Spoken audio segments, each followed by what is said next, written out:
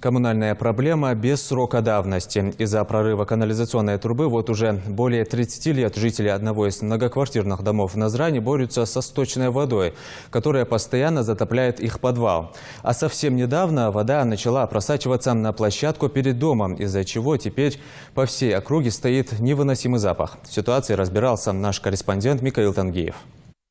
Жители четырехэтажного дома по улице Базоркина, казалось бы, уже привыкли к неприятному запаху, который исходит из подвала. Ситуация осложняется еще и тем, что дом старый, и из-за постоянно влажной почвы фундамент постепенно рушится и уходит вниз. Аслан Аздоев живет в этом доме с того дня, как его открыли. Житель многоквартирного дома рассказывает, что такая картина наблюдается уже не один десяток лет. Вода стоит уже 33 года, наверное, точно стоит.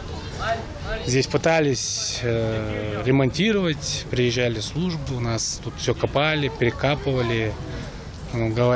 Кто-то говорит, что это из-под земли уходит вода, кто-то говорит, что старая сеть вот этой канализации, что это никак. Да, что это тяжело ремонтировать, все такое, там денег нет. Но накануне днем канализационные нечистоты стали выходить на поверхность сквозь трубы, из-за чего вся эта сточная вода скапливается на улице прямо перед их домом. На место сразу же прибыли сотрудники водоканала и, по словам местных жителей, решили проблему в кавычках, лишь заделав пробоину деревянной дощечкой. Что бы там ни было, последствия проблемы все равно вытекает наружу. Мы просто просим помощи, потому что это же в любом случае, во-первых, небезопасно, во-вторых, это антисанитария.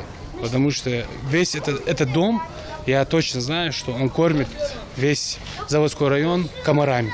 С этим вопросом мы обратились в местную администрацию, которая в свою очередь заявила о том, что жители сами виноваты в сложившейся ситуации, так как здание не числится на балансе мэрии города. Тот участок водопровода, который содержится не на балансе администрации, а содержится на балансе либо частного лица, то есть это называется подключение, это отрезок участка подключения к центральному водопроводу. Он числится за конкретным лицом. То есть это имеется в виду частное физическое лицо данного домовладения.